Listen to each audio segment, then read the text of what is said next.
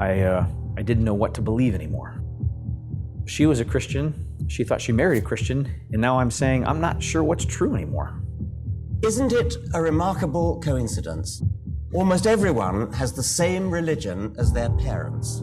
It always just happens to be the right religion. According to Pew Research, the number of Americans who consider themselves Christian dropped approximately 8% in 7 years. Christianity is seen an alarming disinterest. A very popular view is that there is no evidence for the existence of God. There's just no evidence of it. I think they sort of know, but they don't want to know. People will say, well, that's great. I'm glad that works for you. But where's the evidence? I mean, their best argument, ironically, is that it's just faith. The evidence for the resurrection is really quite compelling. We have a historical record of people who were willing to die, and some of whom did die for what they had seen. We have first century sources for the martyrdom of Peter, Paul, and James, the brother of Jesus. Accounts that are too early to be legendary. And this is ancient history? I mean, you just don't find things like this in ancient history.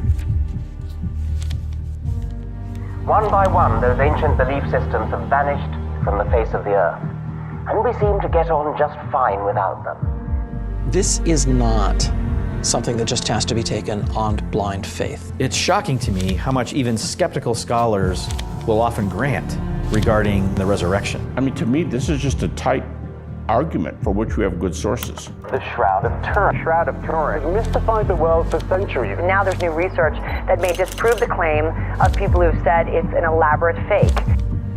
If the shroud is a medieval fake and you're showing it to convince people that it's really Jesus, why wouldn't you put the nail here in the Middle Ages instead of here like it is in the shroud? And I had this epiphany, and I realized that the public just doesn't have access.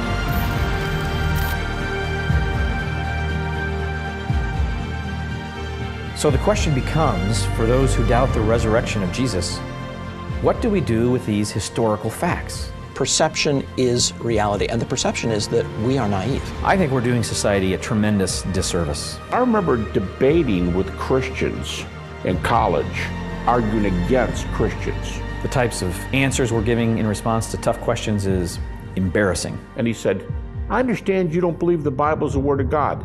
And I said, you're right, I don't. And he said, man, you've got 7 demons in you. And Turner walked away. They mustn't ever engage in logic.